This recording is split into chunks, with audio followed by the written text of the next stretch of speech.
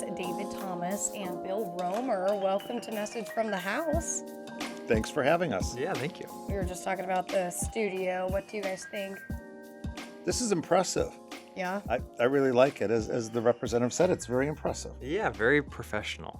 Does it feel inviting to talk about property taxes in? Because that's what we wanted. It's always inviting to talk about property taxes. Yeah, even in the committee rooms or on the House floor? Always. All right. Well, that is my segue. We are here today to talk about, the looming issues of property taxes. I'm sure people hear that word a lot. Some might not know what it is. Some might, right? I want to start by kind of the basics, right? I was talking with our much smarter budget folks before this. Megan told me that Ohio has arguably one of the most complicated property tax systems in the country. Why is that? And kind of talk me through how we have gotten now to the issue we're facing. Do you want to start? Yeah.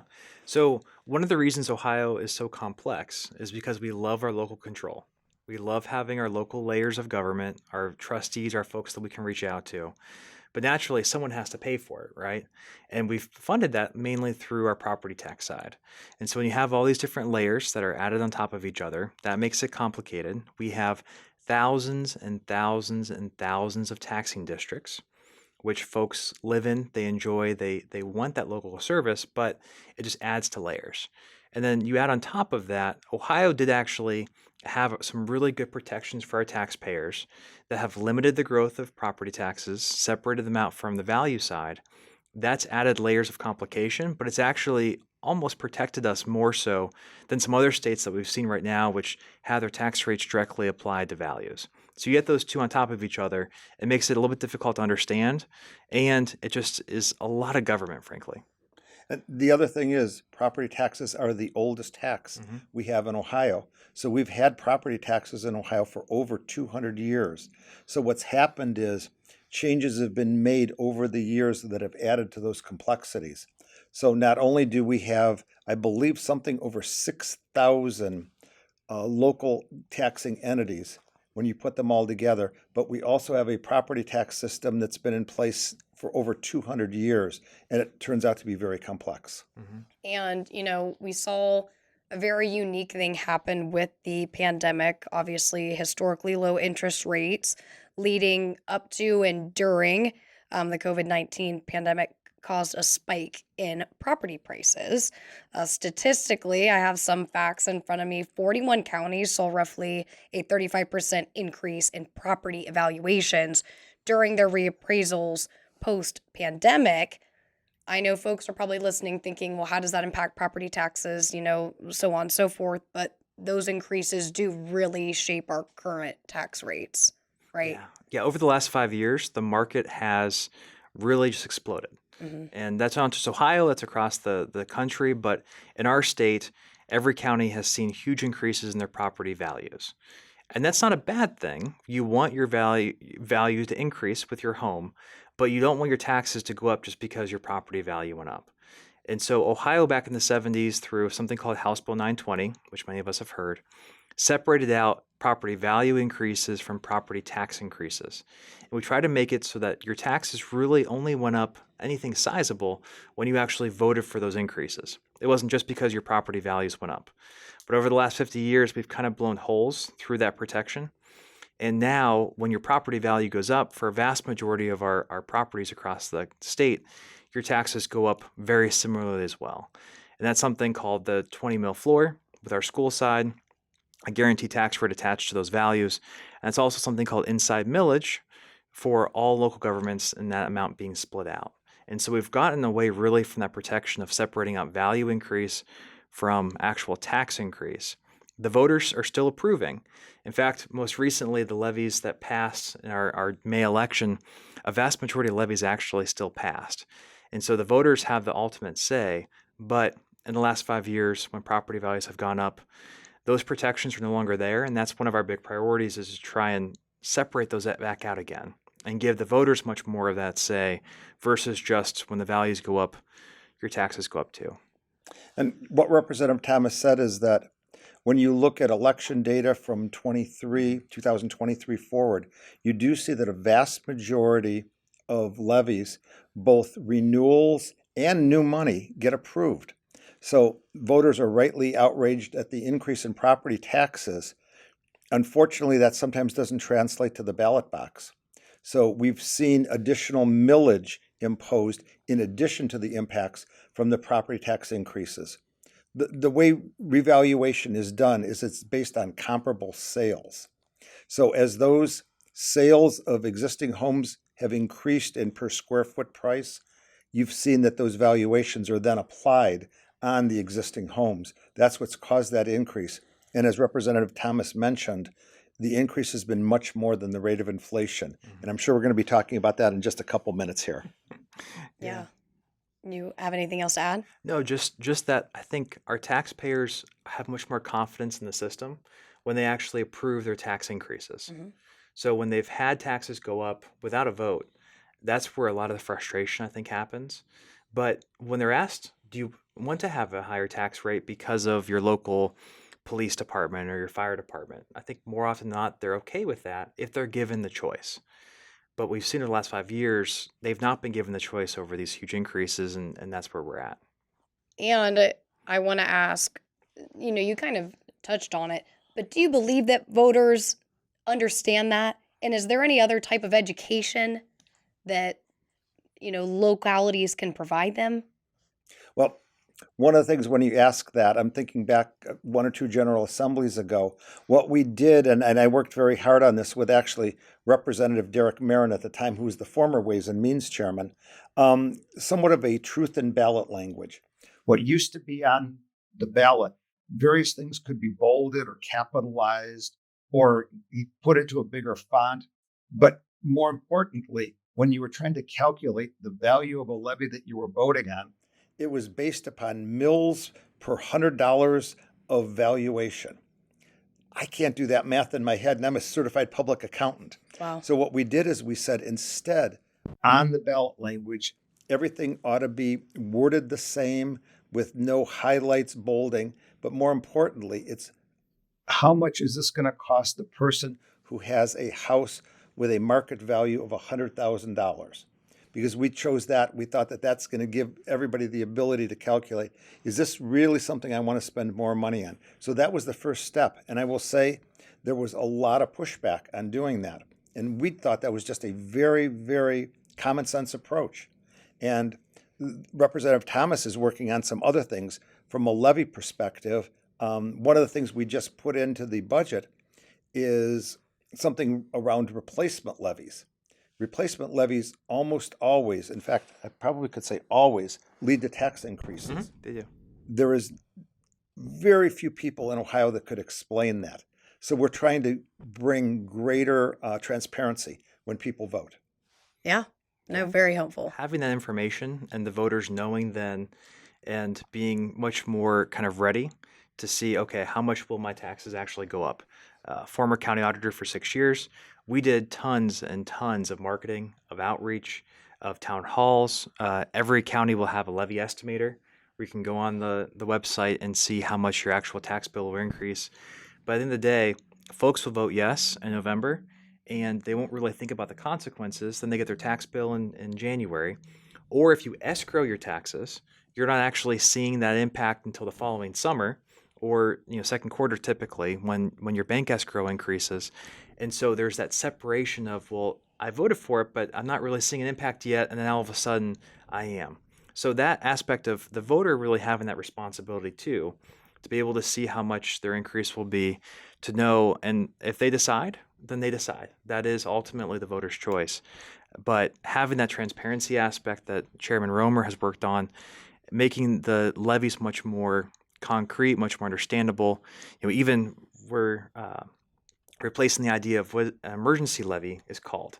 Emergency levy is another example, very inflammatory language. It makes you, I've got to vote for it because otherwise they're going to be an emergency. You're replacing that with a fixed sum levy. Very easy to understand. You're voting for a fixed amount, a fixed sum. Same thing with replacement levies, and having that information on the ballot language is important. Yeah, more education always helps for sure. I don't know if I would realize as a voter, if I wasn't working in the legislature, that if I voted to increase, funding for my local library, that I would directly be impacted as a property owner. It's not in a lot of folks' wheelhouse, even though it should be. Before we get to the relief programs that we kind of already have in place, I want to ask the $1 million question. Why did these current property tax issues make it so challenging to create new legislation to fix some of these issues that we're experiencing? Well, let me talk about two aspects. One aspect are the structural changes that we've talked about. Yeah. And we've got a number of bills in our Ways and Means Committee. We've passed some things out. He's the best chair. Relative to that, thank you. Relative to that. But the other is the dollars associated with them. Property taxes, and Representative Thomas will know this off the top of his head, but are probably about $22.5 billion in the state of Ohio. That is the largest tax source in the state of Ohio. So when we do something from a property tax perspective, we're talking millions and really billions of dollars. In the past, up until now, when there are changes made in the homestead, when there's changes made in either the 10% or the 2.5% rollbacks, those are all dollars that the state of Ohio pays. In total, I believe that's just under $2 billion.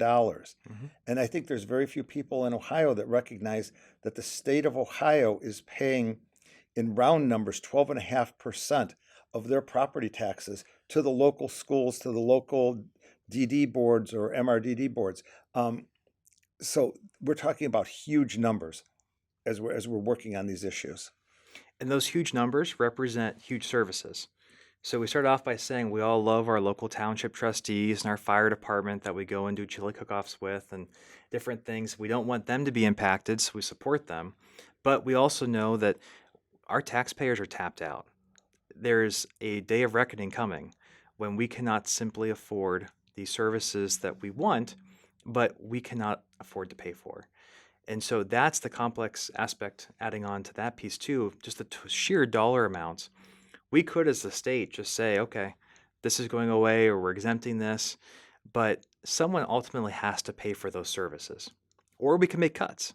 I had a conversation today with a group of local service folks, I won't say what group, and they said, hey, because of your guys' tax bills and your changes, are you comfortable with some of our branches, just kind of gave it away, but some of our branches closing their doors? And I said, frankly, I think we have too many. We cannot afford as taxpayers the amount of local services that we have. Not every township can have a flatter truck. Not every county can have multiple different school districts, for example, libraries. When you add all these services up, the taxpayers we can't do it anymore. And so we have to be looking at that aspect. But what I just said in that last sentence, super, super, super controversial for good reason, because we like our local services. But we have to start thinking about actual cost for service and where's our spending side too. And each of those, as Representative Thomas mentioned, each of those, we have well over 600 school districts. I mean, we have school districts that have not many more than 100 kids in an entire school district. So consolidation is important, but everybody, as the representative says, loves their local library, their local school district, their local township. And we need to find ways to encourage consolidation, because what that does is that leads to greater efficiencies of service, which leads to lower costs, which leads to lower property taxes. So when you've got over 600 school districts, when you've got 251 library districts across Ohio, Ashtabula County, where the representative serves, I believe there are either 8 or 9 library districts in a county of under 100,000 people. Yeah, we have 9. Wow. And every one of those has a board, it has accounting issues, it's got supplies, it's got procurement, it's got auditing, it's got all those individual costs. And that's very, very expensive. Yes, we have to do spending reform and actual tax policy reform. Doing one without the other, it just won't work. Yeah. And I remember that from your dispatch op-ed that you got reading through it. And I mean, it makes sense. Obviously, you could call it controversial, but there's not a quick fix. I think that a lot of folks are hoping potentially for the property tax issue. So I think that that's important to break down for everybody. And then you are going around visiting schools, educating on property taxes. That's not to They're educating me or I'm educating them. I don't put know. a highlight on it. So how many have you visited, and why did you feel that was important? Yeah, so I've been to or talked with directly about now 77 school districts across the state. So joining different members, I think we've got a meeting for Monday with Rep. Salvo and her district, essentially joining with members.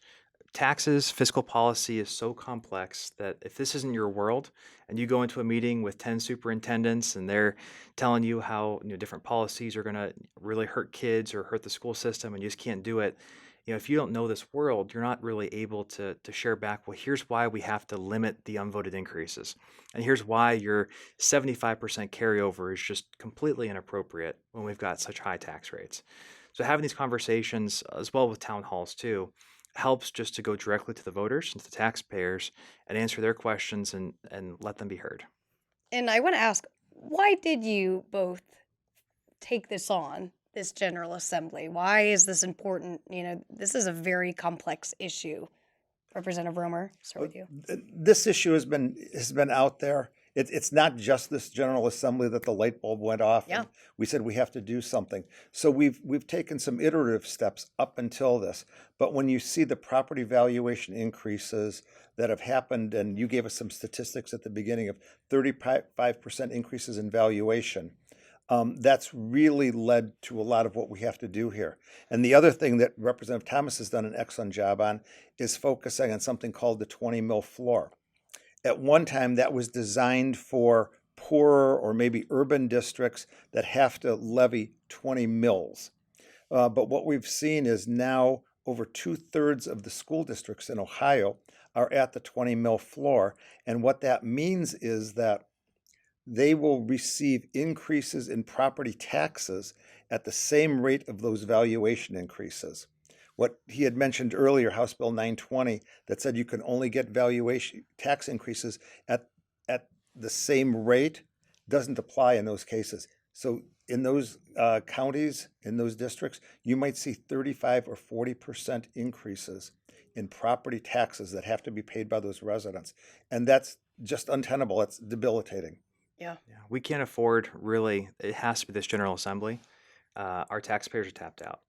And we've had 5 years of just extreme growth on the value side, extreme growth on the tax side, and something's going to have to give. So now's the right time to do it.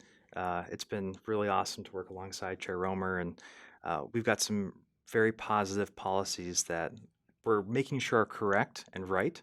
I wish we could move faster than what we're doing, but hey, 5.5 months is pretty good for a lot of the things that we're pushing already. Absolutely. I mean, there's still time left, and I know this is an issue that you all are focusing on every single day and are committed to. While, we wait for new bills to get passed and, tossed around, what tax relief programs are already available right now for Ohioans, and how can they take advantage of them? Yeah, so the initial is just if you own a non-commercial property, you get the non-business credit. That's roughly a 10% savings that is paid for by our state income and state sales tax dollars. You'll see this on your bill. Most folks don't even know it exists.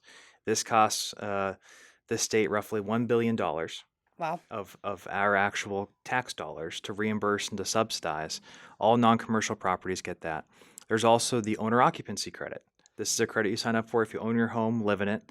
It's roughly a 2.5% savings off of your tax bill. This is about a $500 million program as well that our state sales and income tax dollars spend. And the last one, the biggest one that folks know, is the homestead. That's for folks who are over 65, make less than a certain amount of income, about $28,000. I'm sorry, $36,000. The savings is off of about a $28,000 exemption from your value. That can be for folks who are of that age, who are permanently disabled, spouses of first responders who have passed away. That program saves the average Ohioan about $450 to $500, also paid for by our state income and our state sales tax dollars. There's also CAUV. This is for agriculture folks who are commercially farming. you're valued off of a much different market value versus your actual land value. The average savings for that is between 75 to 85%. Those are the kind of the big four savings programs already there. But keeping in mind too, they're not free. Someone else is paying for those. And that's where we've seen a lot of these different debates and discussions over who should actually pay for it. And relative to some of the things that have done, very soon, we looked at indexing those homestead amounts so that those numbers are higher than they had been. There's multiple bills in the Ways and Means Committee. I think we have, the last I looked, 36 bills Wow. that we have been hearing in Ways and Means. Many of those are property tax related. So we've got that indexing. We've done some things in past general assemblies, not allowing school districts to go in and file against homeowners saying that their homes are valued at too little. So we've provided some protection on that. In fact, we heard testimony on a bill to even strengthen that further just today. So this is an issue that we are very, very aware of. Yeah, and that's, what I wanted to lead into is things that you both are working on right now. Obviously, you said 36, right? A ton, but are there a couple that, stick out to you that you in particular want to talk about? We have time. Yes, the big bills are focused on separating value increases from the property tax increases. So those are things like House Bill 129 and House Bill 186. Those are the bills that handle the 20 mil floor.